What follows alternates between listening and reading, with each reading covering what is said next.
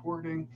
Okay, so today is going to be all about the final paper, what it consists of. Hopefully this should be a review, just because we've been talking about the paper this entire semester and the components that make it up. But today we're finally going to talk about putting it all together. Um, we'll also get out relatively early. You'll have time to work on assignment number 15. You can stick around, answer any questions if you want, or you can ask questions about your paper, but we'll get to that. So one thing I wanted to bring up is all of you should have your results and discussion feedback on eCampus. One of the things I was a little bit confused about is why a majority of people did not use the t-test paragraph I provided. So I spent like 10 minutes in the prior on the prior class talking about, oh, here's this t-test write-up, use this write-up, copy and paste this paragraph into your own and just change out a couple of the words. I gave you a good website that has this exact paragraph, as well as where you can find the information on within the SPSS output. But like 95, more than 95% of people did not use this complete paragraph. I left comments on people's papers, or pretty much everyone's paper, but just want to say it out loud again, and I'll also reiterate it in my email. Use this exact paragraph. Don't stray from it. Obviously you can change out the words. Like some people did a paired samples t-test, so do a paired samples instead of independent samples. And then obviously change out the words of your DVs and your two conditions, and obviously change out the means and standard deviation and the t-test statistic numbers. But other than that, you should copy and paste this exact paragraph for each one of your t-tests.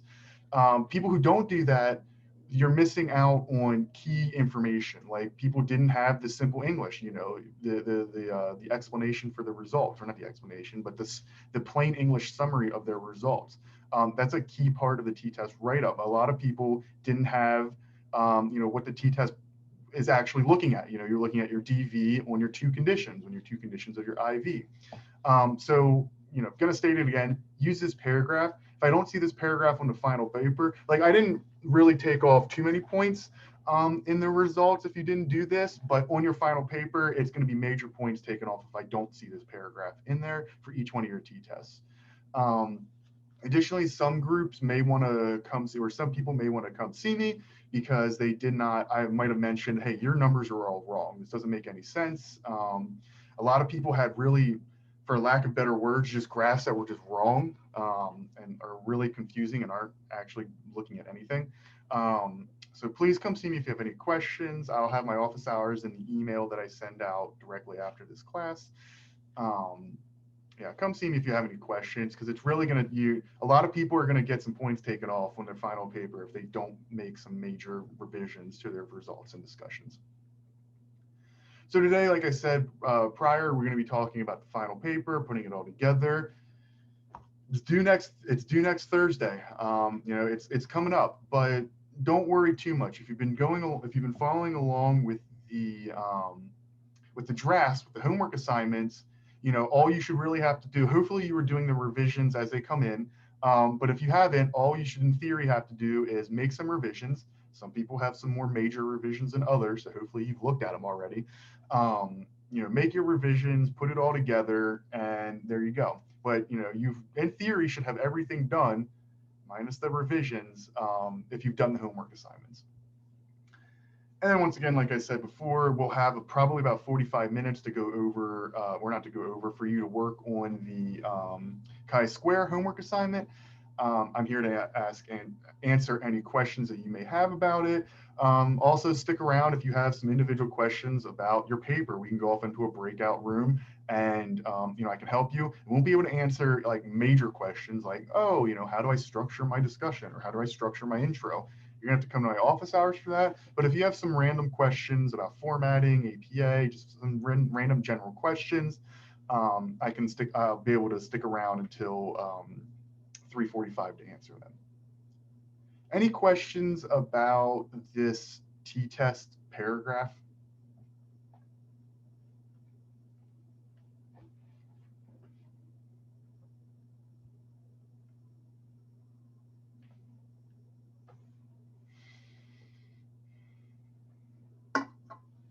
Okay, I'm not seeing any. Once again, copy paste this in, change out the information that you need to change out, but I should see this general structure in your final paper. All right, this should hopefully be review. You've seen it last semester, and we've been talking about it this entire semester, but here's what should consist, what your final paper should consist of. We have the title page. A majority of you have the title page down. I know some people just haven't been doing their title page and have been losing points in their homework assignments. Make sure you have a title page. It's properly formatted. You guys have your abstract, which will get feedback to you probably by Monday or Tuesday. Not a big part of your paper, but it is a part of your paper. Then finally, you have the introduction, not finally, but you have the introduction, methods, results, and discussions. I have which assignment goes with each part, because I really want you to make sure you're looking at those assignments as a checklist of sorts. One component of your grade is obviously, using my feedback and incorporating my feedback and making the changes that I'm telling you to make. But if perhaps I didn't catch something in your introduction, like maybe I didn't catch that you didn't have a limitation section and I didn't make a comment on it.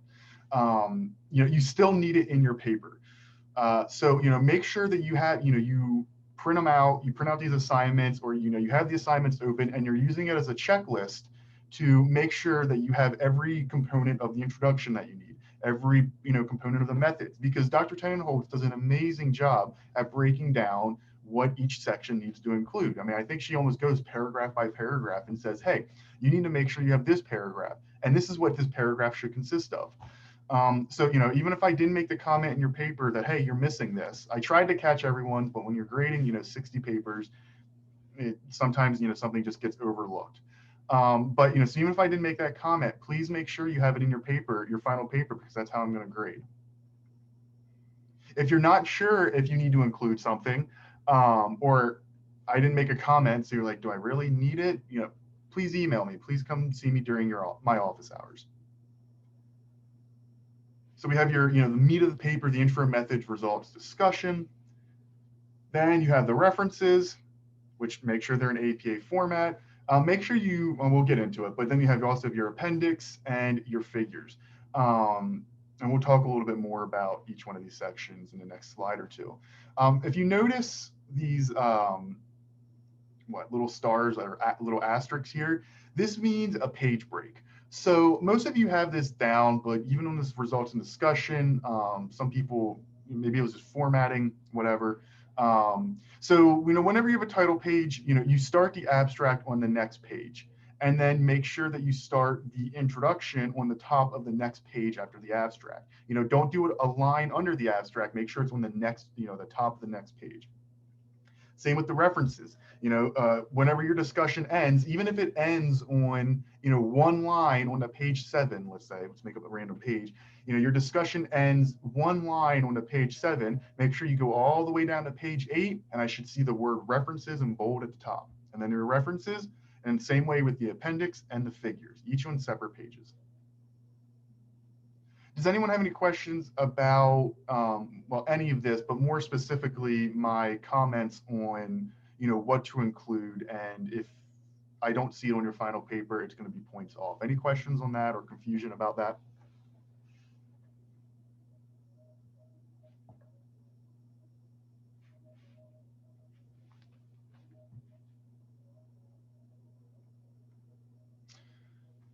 Yeah, of course, I've said this multiple times. Please make sure you're looking at the example paper on, with the 2 example papers on eCampus.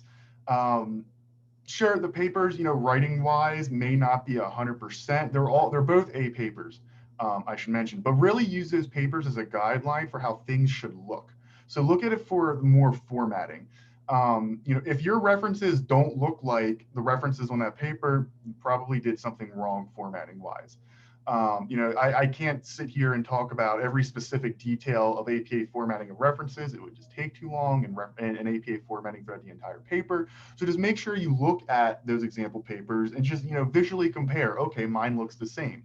For example, a couple people keep on right indenting, their references. So, how we start on the left side of the page, like all their stuff is like indented to the right. Like that's just not correct. Points are going to be taken off. So just please make sure you're looking at the formatting on the example papers.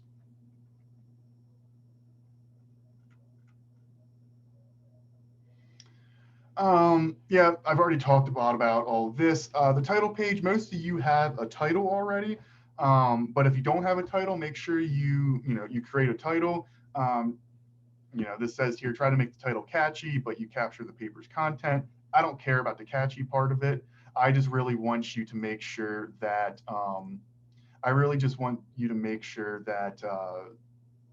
your title reflects what your study is doing. Terry, I'll go into the appendix on I think it's the next slide. Make sure you're using all your feedback. So a big component, or not a big, but a component of your grade is going to be whether you incorporated my feedback or not. First off, you're going to lose points because if you didn't incorporate my feedback, you're actually, you're going to be missing stuff, so you lose points because of that. But you'll also lose points on a grade, just like, did you incorporate my feedback? I believe it's a grade by itself, so you'll lose all the points for that. So please incorporate my feedback to the best of your ability. So what goes into each part? Hopefully this is all a review. But for references, make sure you're updating your reference list to include everything that you cited. Some people added, I told them to add in more literature. So if you add in that literature, make sure you're adding that into your references. Some people are going to have to delete references within their paper. Make sure you take them out of the reference list. It should include everything that you have cited within your paper. Obviously, check the APA format. I've already been over that. I sound like a broken record, but make sure it is in correct APA format. The appendix. So a lot of people had problems with the appendix or the appendices because people have multiple ones. So you need to include all your measurement materials in the appendix. So if you're doing, a vignette, right, make sure the vignette is in there. If you're doing a positive and negative condition, make sure your positive and negative vignette condition is in there. Appendix A is the vignettes, and then you have both of them listed. The next page, Appendix B, is your outcome. So everyone should have, in some way or form, their independent variable within the appendix, right? I want to see what you did. If you posted pictures, as I believe, I don't know what group it is, but the Terry's group, if you posted pictures, have the two pictures. Now, I know you had multiple pictures in your group. Just do like one or two for each condition. I don't need to see all of them, unless you can, incorporate it all in one page. You do what you want, but I should just at least see one or two pictures from each condition. I know one group did YouTube videos that they directed them to. Just give the the URL link. I should also mention that you want to do at the beginning of the appendix. So let's say you're doing a vignette, right? And your appendix A is the vignettes. Make sure you also give the instructions that you gave the participants, right? It should be like one or two sentences. Like make sure you read. I don't know what your instructions were, but please read the following. Blah, blah, blah, blah, blah. So make sure you give the instruction and then the vignette or the independent variable that you guys are measuring. So at a minimum, we should see 2 pages within the appendix, right? Or we should have 2 appendices, right? We should have whatever your IV is and then whatever your DV is. So you should list out your dependent variables, your questions. Please, this is a formatting issue, and I'm not really going to take major points, and I might not even take points off at all. But if you have 5 questions, right, you ask 5 emotion questions or whatever you're measuring, and they're all on the same scale. So let's say all 5 of your questions are 1 to 5, strongly disagree to strongly agree. I don't need the response like 1 to 5 and it all listed out under each question. You can just say, here were the instructions to the participants. Then you have 1 to 5, strongly disagree, neutral, slightly disagree, whatever your response options are, listed once, near the beginning, and then you can just do 1, 2, 3, 4, 5 and list off your questions. Don't need a response format after every question. It just looks a lot cleaner. So yeah, so that is what should be in your appendices.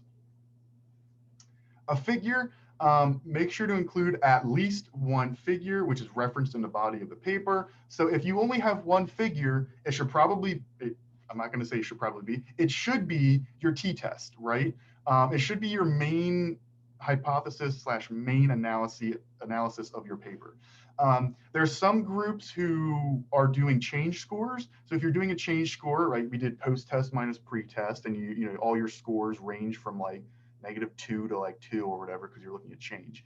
I've talked to multiple groups saying, hey, you should do a 2x2 factorial, where you have your pre-test, post-test measured by condition, your two conditions when your outcome variable. Yeah, so I talked with groups. If you're confused about that, I left some comments on a lot of papers saying like, hey, your graph doesn't make sense, or you should do a 2x2 factorial. Any questions, please come see me and I can help you. It's a really easy fix. It won't take that long. Yeah, come see me. But make sure the figure effectively displays the data. There were quite a bit of people whose graph just did not make any sense at all. Like it was just like, I don't know what you're looking at here. I mean, let me rephrase. I know what your graph is, but I don't know why you're doing that. So yeah, there's some people I left some comments like that. Come see me if you have any questions. Are there any questions right now about what the references should be, what the appendices should be, or what the figure is?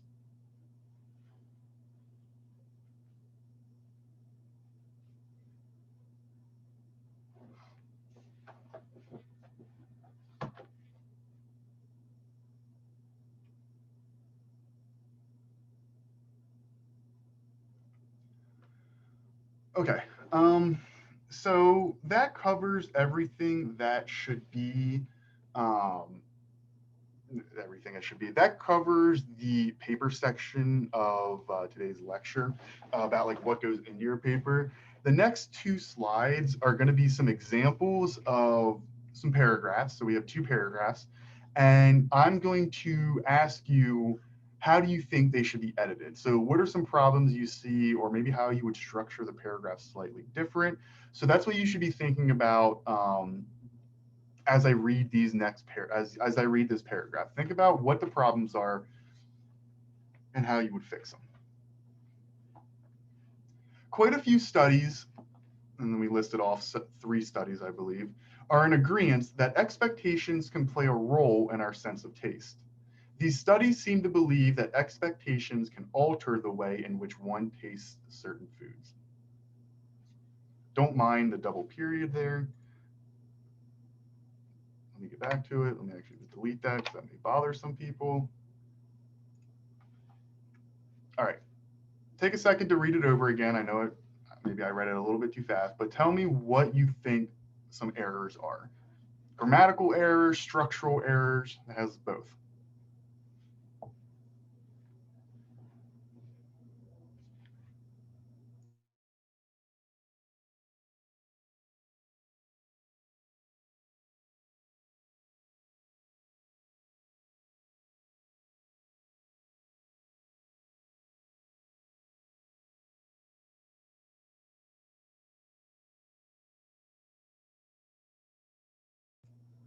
Yep.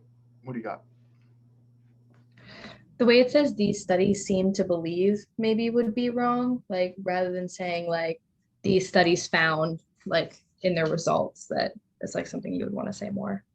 Sure. It's an example of anthropomorphism. So, and here's where things get tricky. But these studies seem to believe is an example of anthropomorphism. What we should say is maybe what you found. These studies found that expectations can alter. Even the word suggests is okay. Even though you could argue that, oh, these studies suggest that expectations is still an example of anthropomorphism, research writers seem to, I don't know, just overlook that. I honestly don't know how to explain it. Um, you could say these studies suggest that expectations. It's one of the very few okay examples of anthropomorphism that should be in your paper. But you're right. A better way may be these studies found, or the results suggest. Skylar, did you have something? I was just gonna say the beginning of the sentence did the same thing. Up here, quite a few studies are in agreement. Yeah. This is actually okay. It's not a case of anthropomorphism. The word in agreement is technically, it's archaic to say in agreement. You should say are in agreement. It's a really minor issue that, like, you wouldn't lose a point if you would say in agreement, or if you were to say, even if you were to say these studies seem to believe. So here's a little into how I grade. If I saw in agreement and these studies seem to believe, so an example of anthropomorphism, it's not like you're going to lose a point, or 2 points or whatever. But a combination of all of these is going to take off points from writing quality. So it's not like, oh, there's 2 cases of bad writing right here, minus 2 points. But this could be the difference between, a low B and a high B. Is writing quality, or even from a C to an A. A lot of people have from the introductions and in the writing that I've seen, a lot of people have the content there, or maybe they're missing something, but for the most part, they have the content there, but their writing is just, there's a lot of grammatical errors. Some of the sentences aren't complete sentences. And this is really what is keeping people from, a C paper to an A paper. One of the things I highly suggest, and please look into it because I think there's enough time to schedule a meeting. Hopefully you can. But make sure if you're in question about your writing quality, or you want to improve your writing quality for your final paper, schedule something with the Writing Center. I think it's the Eberly Writing Center through the library. I'm not 100% sure. I sent a link several weeks ago. If you're interested, contact me and I can help you with this. But you can take your paper to them and they'll walk through and help you identify and fix the errors in writing quality. And this is maybe something that some people really might want to do if you need an A on this paper. Because this writing quality can make it from a C to an A paper, because you have all the content there. You just need to maybe polish how you say it.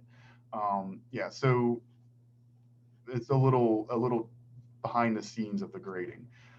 Is there anything else? So there's a couple other things that are wrong with this. How about the citations?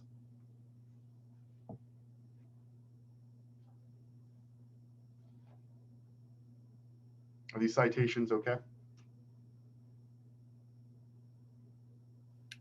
It's too many names. Shouldn't it be the first name at all? Yep. So it looks like every single one of these, so there's 3 citations. Every single one of these should just be the first author and et al. And then obviously the year. Remember, if there's 3 or more, it's always first author and et al. I see people also, when they're citing, just use the first author's name. No, if there's more than one author, you need to either, if it's 2, you need to have both of their names. If it's 3 or more, you need to have the first name and et al. It's never just the first author. That was a common problem I saw in several people's papers. Also, you should restructure this sentence so that the references are at the end. So this is a common problem I see in a lot of discussions and intros. When you're talking about prior research, people just say, I'm trying to, Simank, none of these names are easily, okay, Woods. So people just say, like, the Woods et al. 2010 study found this. In academic writing, we don't care about who did it. So it should never be at the beginning of a sentence. And once again, if you have it in your paper, not going to specifically take points off for it, but you might lose overall in writing quality. You might lose a couple points in writing quality. We don't care who actually did the study. The only reason we cite it is so that way, as a reader of the study, I can go in and I can find the information if I want to read more about it. It's the only reason really why we provide the citation. And there's other reasons, like we want to make sure we're reporting factual information, but it's the reason why to include the authors. So it should never really be, the focus of the sentence really shouldn't be about the authors. We don't care, we care about their findings. And then also, let's take a look at some of these sentences and what they're really saying, because we'll find out they're actually saying the same thing. So we're talking about expectations can play a role in our sense of taste. So that's the idea of this sentence, that expectations can influence taste. Then we have another one that says, these studies seem to believe that expectations can alter the way in one taste. So they're saying the exact same thing. So let me show you an example of a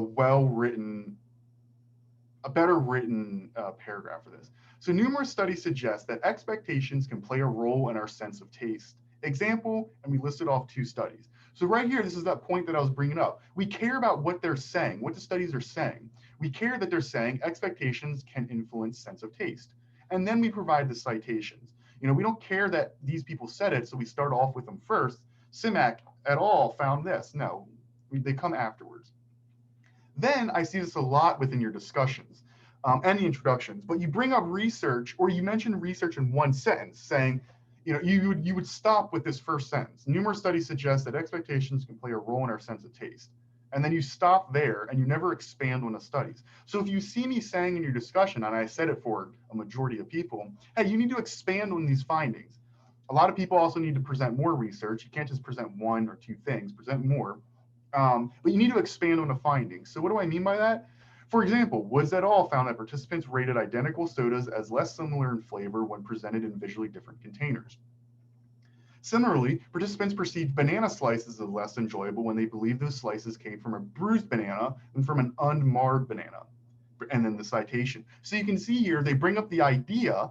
So if you were to summarize these 2 findings, right, you would say expectations can play a role in the sense of taste. Well, let's expand upon that. And then we provide evidence. Notice how we didn't talk about the methods of these studies, right? I know a lot of people in the introduction there, in the discussion, you're providing too much information. We don't care about the methods. They hypothesized this, and their hypothesis was supported, and they used the between subjects design. We don't care about that. Unless you're specifically having a paragraph in the introduction about the methods of previous studies. So maybe that's one of the limitations you brought up. Hey, all the previous studies were correlational. Or maybe all the studies did this as a manipulation and not this. And then you can talk about the methods of prior work. But once again, we don't care about the methods. We don't care about the hypotheses. What we really care about are the findings and the take-home message of that research. So hopefully here you can see the general structure of this paragraph and kind of what we're expecting for your discussion. We should have a sentence that starts off that says, hey, here's some general finding or the general take-home message of this paragraph that you're about to read. Here are 2 examples of research that supports this. And then finally, we end it all together. Together, this research indicates that expectations, here, all this research is based on visual appearance, can alter both perception of and preference for different foods. So hopefully this structure of this paragraph can give you some ideas of what we want to see. No one paragraph should be about one study. This is a problem. This is major points off in writing quality because it's something that we've brought up, since 203. But hopefully I've repeated it a lot. One paragraph should not be about one study. If your one paragraph is about one study, you're writing about that study way too much. You're giving too much detail. Remember, all we really care about are the general findings. You should be able to summarize a study in one sentence, the findings of a study in one sentence. And that's a skill that, that is learned through practice. But try to really synthesize the research down into one sentence. Try to even do it with your own work. Try to summarize your study into one sentence. What did you find? We found that, and this is, let me go back. But this is one of the key reasons why I want you to have this t-test paragraph, because you do it right here. And you specifically, our results suggest that when humans consume sugar, their memory for words increases. So, if this is your main hypothesis, which is the main point of your study, you should be able to summarize it in one word, or not one word, excuse me, in one sentence, which just coincidentally happens to be typically the ending sentence of your t-test paragraph. So this is one of the big key reasons why I want you to include this t-test paragraph, because you really, you have to summarize your study in one sentence, and here it is. So going back to this, there it is. Going back to this paragraph, we can see that, they present a general idea, like I just said, present a general idea, present 2 research studies, and synthesize all that entire paper that you read into 1 sentence, do it twice for 2 studies, and then end it all together. Hopefully that made sense. I can't see nodding heads because no one has their camera on. Be a lot better in person. So hopefully that made sense. I see a thumbs up. We have one more, and let's go through this a little. I'm going to go through it a little fast, and this one's a lot harder. So if someone can get the general structure or why this paragraph is slightly wrong, I'll be really impressed. So in contrast to the research indicating that handwritten notes led to better learning, one study suggests that class participation is higher when students use technological methods for notes. Also, this study showed that using a laptop to take notes didn't have a significant effect on exam scores. Whoever also found that laptops are more useful when taking notes than other studies indicate. Immediate recall of material was improved when studies took notes via laptop rather than by hand.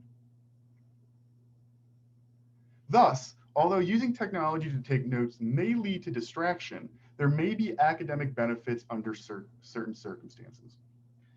So, Julia, what do you think is wrong with this? What do you think is wrong? It kind of goes back and forth from talking in the present and also the past. Like, shouldn't it say, like, one study suggested that class participation is higher? And, like, I feel like it kind of went back and forth.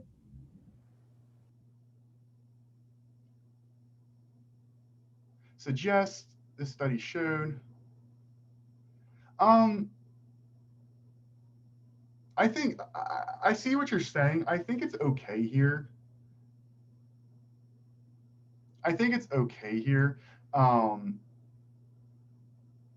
So maybe you'd want to, I guess technically you would want to say one study suggested that class participation is higher because you also have like this past tense, although this study showed. I think either way is fine, but I see what you're saying here. One question I have, it's a rhetorical question. Actually, it's not. Let someone answer this. What do you think the prior paragraph to this is about?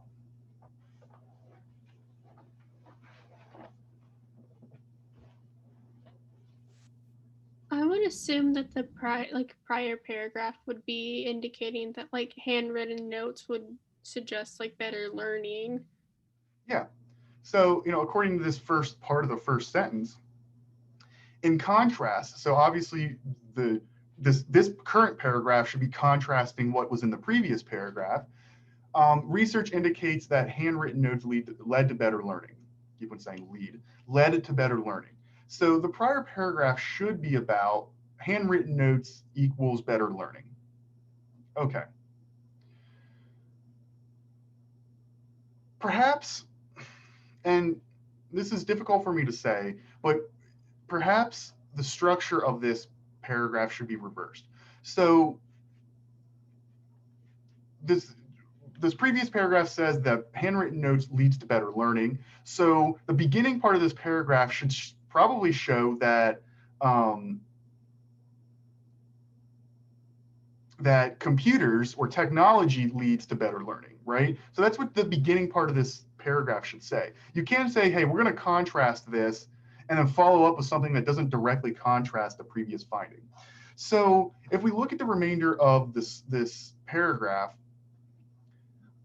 this study seems to found that laptops recall of memory was improved, so learning was improved when students took notes via laptop rather than by hand. So this is in direct contrast to what the prior paragraph talked about.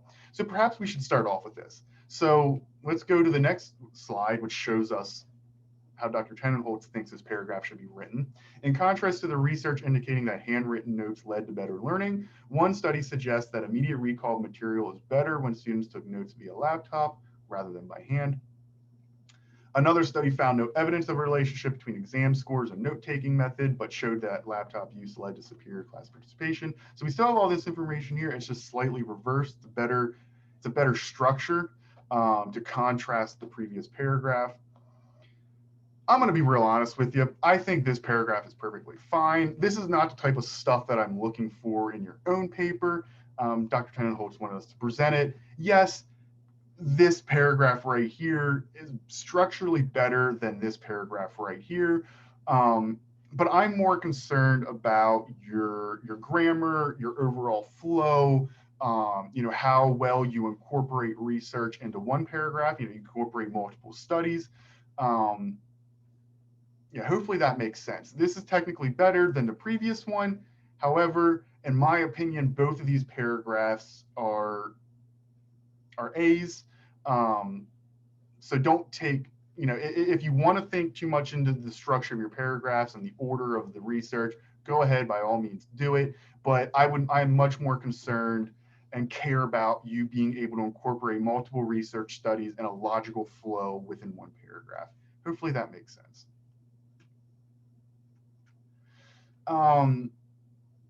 Yeah, final paper assignment. So this is like, the assignment page or slide of the PowerPoint. It's a full APA style research report. Hopefully you got that.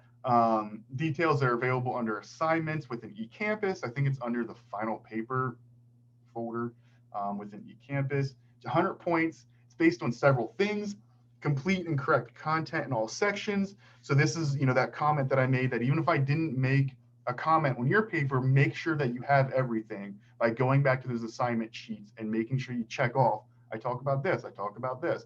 Oh wait, I don't have this in my paper. Maybe I need to include this. Writing quality, I've talked about this a lot. Clarity of expression, flow of ideas, sentence structure, grammar, this all counts. Correct APA format, I'm not going to go into that. And responsiveness to feedback. So this is a change from, if you had 203 last semester, but there's going to be an actual grade now.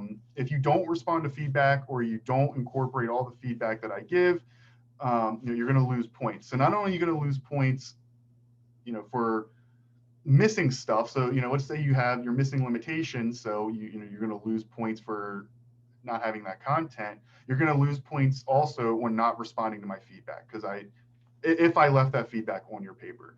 Yeah, this one's important to me, the responsiveness to feedback.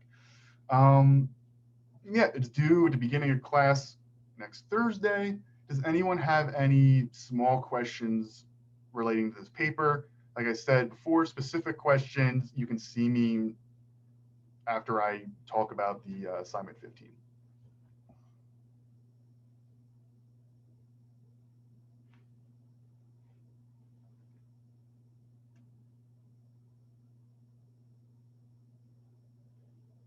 Okay, so for today, for the remainder, 30 minutes of the class, you're going to have free time to either, you can leave if you want, but you can stay and work on assignment number 15, and I can answer or try to answer any questions that you may have.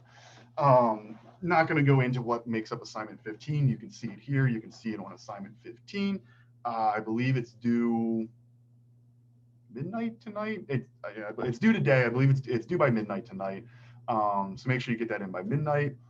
But yeah, so for the remainder of class today, you can either go if you want, you can stay and work on assignment 15. If you have any questions about feedback, about the final paper, you can stay and ask them as well. We can go off into a breakout room. But yeah, the rest of the day or the rest of the class is for you.